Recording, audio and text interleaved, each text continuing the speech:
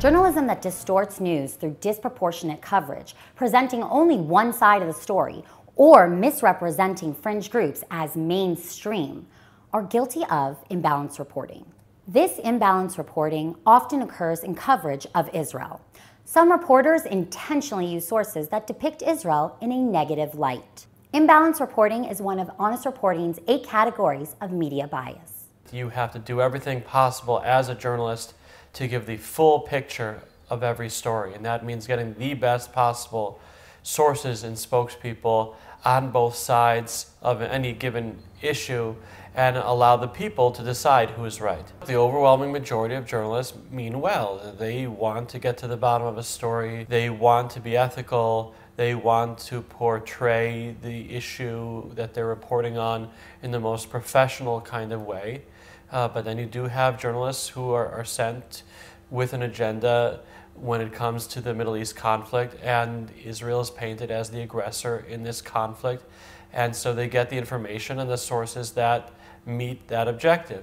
In my experience as an analyst of foreign media in Israel, I've found not infrequently that foreign reporters rely very much on stories coming out of Haaretz uniquely, or stories that are justified or confirmed by 2 sources that come out of one particular view in Israel. They shy away largely from trying to capture views on all sides, or at least 2 or 3 sides of the political map in Israel, because it's uncomfortable for them, and because their sources, it's much smoother and easier for them to get sources that are convenient, that are ready. They are also subject, in all fairness, to tremendous time constraints.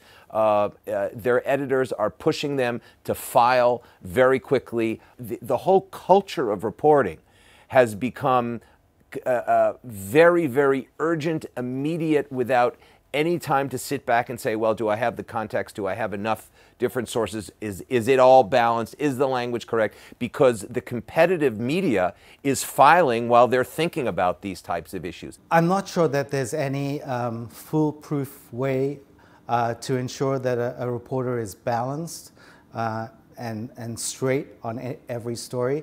I think the best bet is for a reporter to go to as many sources as possible to corroborate his or her story, so that let's say a reporter is covering a terrorist attack here in Jerusalem and didn't actually see it for themselves. You can't rely on one eyewitness. You need to go to at least, in my opinion, 3. To establish exactly what happened. And then you go to the police to get the official version. And then, if you like, you can go to the Palestinian terrorist family, in this case, and get their version of events. Do reporters cherry pick sources? Absolutely. And that's part of the problem we have here in Israel, because they go to the same source every time, who gives them a very biased version of events. And I think because foreign reporters in Israel especially tend to go to sources that give the Palestinian narrative of the story, if you like, it's clearly biasing them before they even start. As news consumers, we may not even be aware when the technique that we identify as imbalanced reporting is at play in a particular news package. We don't know what wasn't included, and it's very important that we hold the media accountable for giving a true, full and balanced picture of any given story. All the more important for those that really care about Middle East coverage and accuracy in reporting is to recognize the many ways in which bias can occur.